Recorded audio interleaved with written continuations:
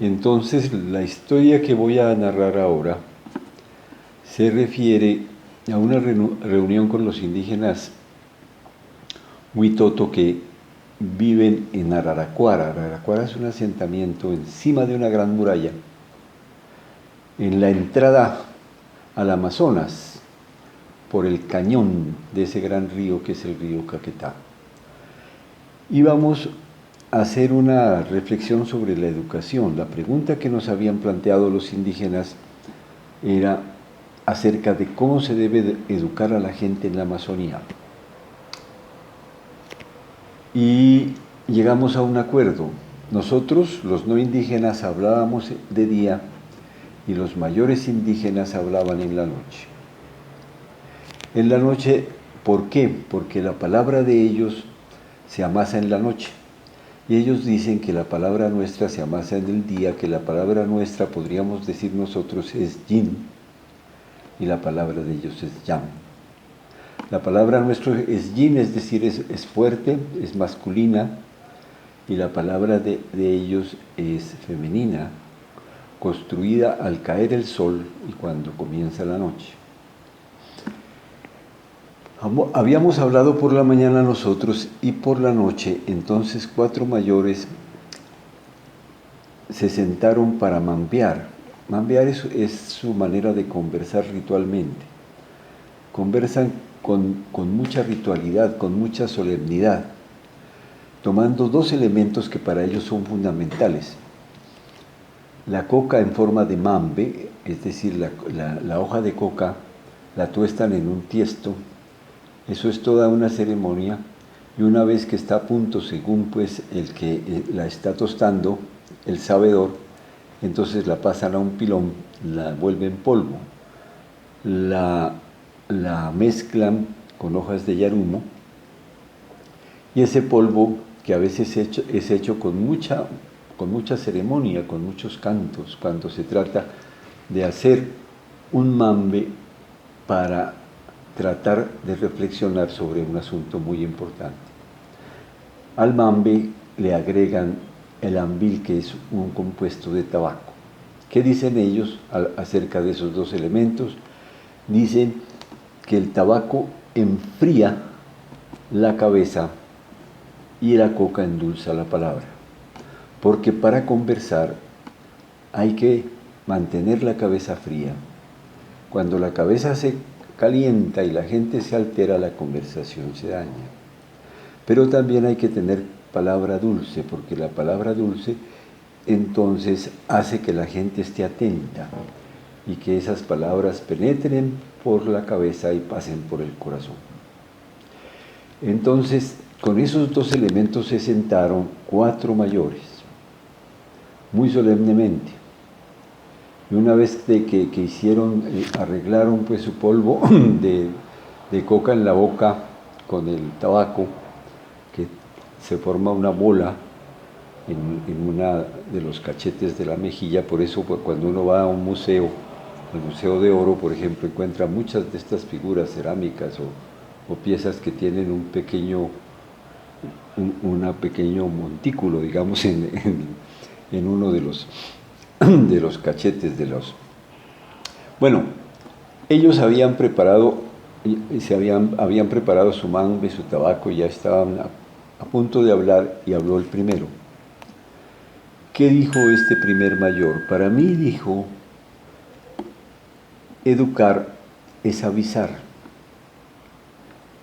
Avisarle al niño que llega, a qué mundo llega, con qué palabras va a descifrar el mundo, quién lo va a cuidar y cuál es la tierra, la naturaleza de la que se va a sostener.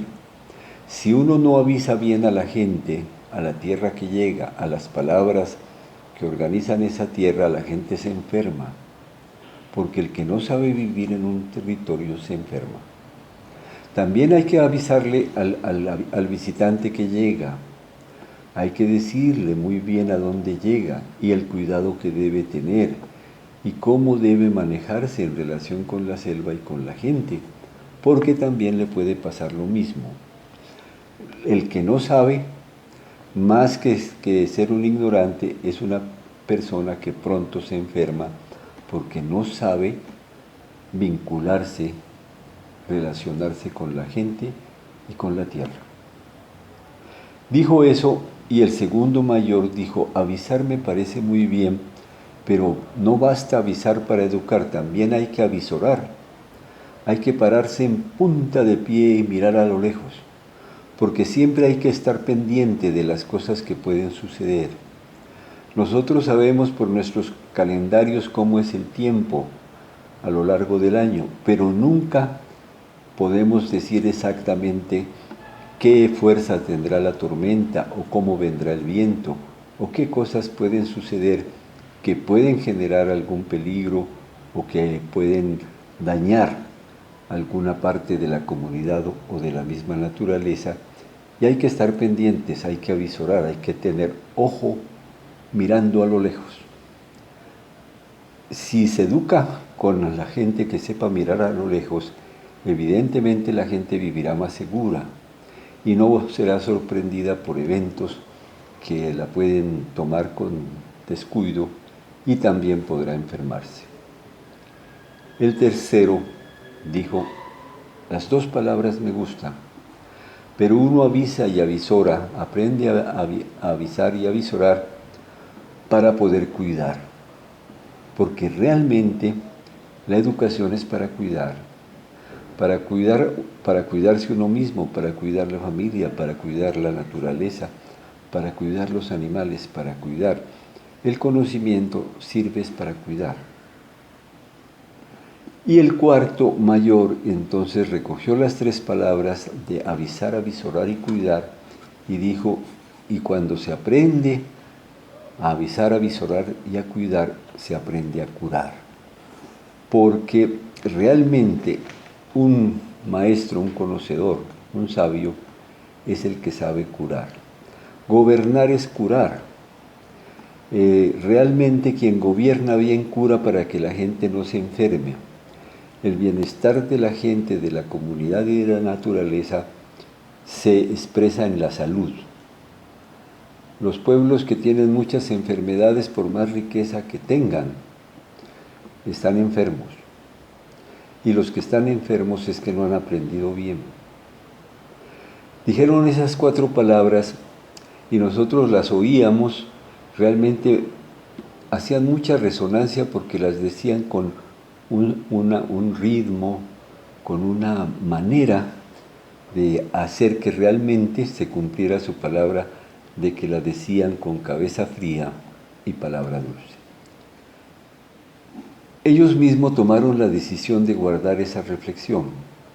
Les pareció que habían hecho una buena reflexión sobre cómo debe educarse a la gente en Amazonas y entonces resolvieron pararse los cuatro y hacer como un círculo entre los cuatro y nos dijeron que iban a tejer un canasto.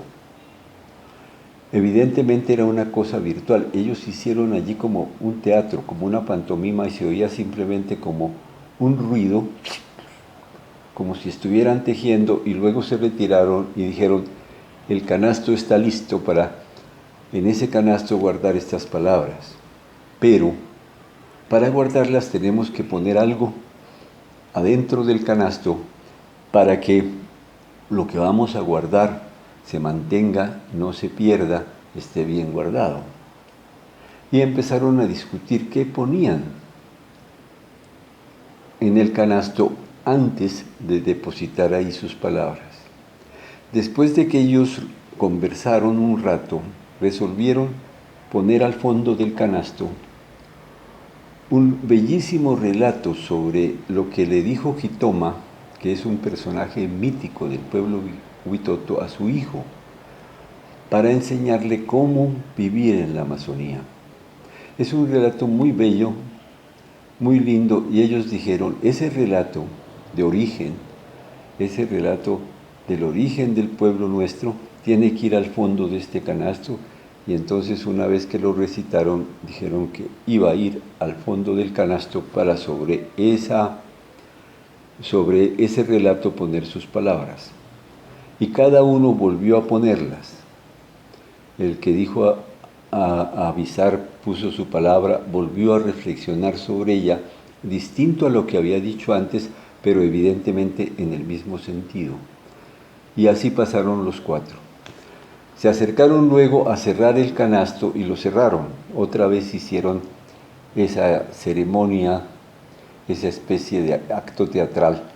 Cerraron el canasto y otra vez se retiraron y dijeron, ¿y dónde ponemos este canasto? Este canasto hay que ponerlo en un buen lugar para que la gente que quiera conocer esta reflexión sobre la educación sepa dónde encontrarlo. Y el lugar donde se encuentra el canasto también tiene que tener relación con lo que dice el mito que pusimos debajo de estas 4 palabras. Discutieron un poco, digamos, tal vez la palabra discutir es exagerada, conversaron acerca de eso. Alguno dijo que debería ponerse en un salado de pájaros, porque ellos identifican mucho la sal como fuente de vida en todos los animales, y todos los animales tienen salados. Los pájaros toman la sal en algún lugar y todas las especies. Discutieron, digo de lo del salado de pájaros porque a mí me pareció, como llegaba por primera vez, yo nunca había pensado que los pájaros pudieran tener un lugar donde tomaban la sal. Y se me quedó grabado. Pero ellos resolvieron después de reflexionar, ponerlo en un ojo de agua, en una quebrada cristalina muy bella, diciendo que ahí era donde tenía que estar, porque el agua es la que conecta el cielo con la tierra. El agua baña o fertiliza o fecunda la tierra, pero luego lo hace, se eleva al cielo gracias a que la eleva el sol, y el viento lleva las nubes durante largo tiempo hasta que ella, si choca con una montaña o se carga de energía, vuelve otra vez a llover. Entonces, entre el cielo y la tierra, el agua conecta todo lo viviente, y quien quiera aprender de educación tiene que saber lo que nos enseña el agua. Y entonces vamos a poner este canasto a refrescarlo en ese ojo de agua, en esa pequeña quebrada, para que toda la gente que quiera reflexionar sobre lo que hemos hablado aquí, entienda que lo mejor que puede hacer para hacer su reflexión con sus palabras, con su pensamiento, porque irá ya no a repetir lo que nosotros dijimos, sino a mirar el sitio, abrir el canasto, ir sacando las palabras para que después las ordene y recuerde su mito de origen, que esas palabras que dijimos esta noche son también el fruto de esa misma tradición, de ese mismo legado de nuestros ancestros. Así cerraron el canasto de las palabras que componían la reflexión sobre la pregunta ¿cómo educar en el Amazonas? Esa experiencia a mí me parece fantástica, encantadora, nunca me olvido. Y ahora que estuve en Popayán, que me invitaron a la universidad y me dijeron que cerrara un evento, se me ocurrió contar esta historia y decirle a la gente que había participado, vamos a cerrar el canasto de este evento y quiero que cada uno de ustedes, obviamente los que quieran esa voluntad, reflexione un rato, si se quiere, medite un momento y escoja una palabra para nosotros aquí en el canasto que vamos a guardar de lo reflexionado en este evento, la recogemos y la vamos guardando. A la gente le encantó y mucha gente trató de hacerlo y lo hizo, y después propusieron palabras. La regla era, no queremos un gran discurso, queremos una palabra, pero una palabra que cuando usted la presente, haga como hicieron esos mayores del Amazonas, una reflexión que no es muy larga, pero sí debe tener mucho sentido para que se conecte y se pueda tejer con las otras palabras, de manera que se pueda, por decirlo así, como bordar un pensamiento con el aporte de las palabras de todos ustedes.